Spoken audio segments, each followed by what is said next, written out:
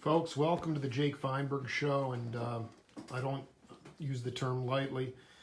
Joined today by a shaman percussionist, world percussionist, Vince Delgado. Welcome to the Jake Feinberg Show. Welcome, thank you. Can you talk about how you connected originally with Alan Watts? Yeah, he was an extension of the University of Pacific, and he started the extension in San Francisco. University of Pacific was in Stockton, and he started an extension on Broadway somewhere, like in a large house, kind of a mansion style thing. And he hired a bunch of really interesting people, like calligraphers from China and philosophers and Buddhist priests from Japan and that kind of thing. He hired them? How did he have the money? Well, he was part of the school. I dig. He was faculty there. Yeah, he was faculty. He was part, and so he was the dean of this. I think it was called American Society of Asian Studies or something like that. I don't really remember.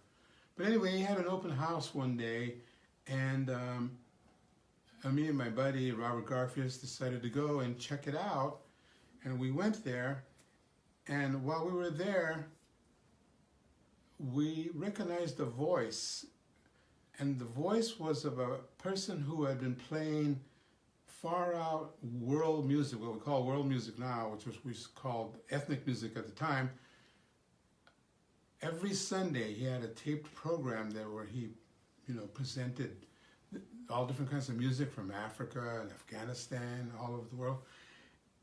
And so when we heard that voice, we immediately knew that that was the guy that we've been listening to for quite a long time, every Sunday on KPFA. So we introduced ourselves to him, and he was really, he became one of our best friends, actually, over the years. And he passed away a few years ago, but I knew him for at least 60 years or so. And he then introduced us to Alan Watts and to different people. What was the radio host's name? Henry Jacobs. Okay, but I want you to talk specifically about working with Watts in the studio. How you did those albums, the haiku albums. Okay, this is how it happened. Yeah. With Henry Jacobs. Alan Watts after I met Alan, he turned me on to a Zen Buddhist church in Japanese town. Yep. And to a Japanese music teacher, a little old lady who knew a lot about Japanese music, and it was all in her head, all the parts, all the koto parts, shamisen parts, shakuhachi parts, vocal, everything. And I went and studied with her for 5 years and learned a lot of her music by rote. No writing down, no explaining anything, just learning by rote. And in the process, I got to be pretty good. And then I started to perform with her for Japanese audiences, basically. But then Alan Watts heard about what I had done, even though he was kind of responsible because he told me what this teacher was. And he wanted to do some live concerts and recordings of haiku with little musical punctuations. Interludes. Yeah, little things, bing, dong, like the haiku, very short and to the point.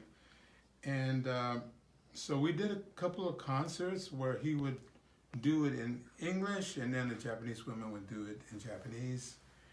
And the studio that we did it at was Henry Jacobs' studio in Sausalito. So it was all connected. I befriended Henry Jacobs, he befriended me, I befriended Alan Watts, he befriended me, and therefore I ended up performing with him.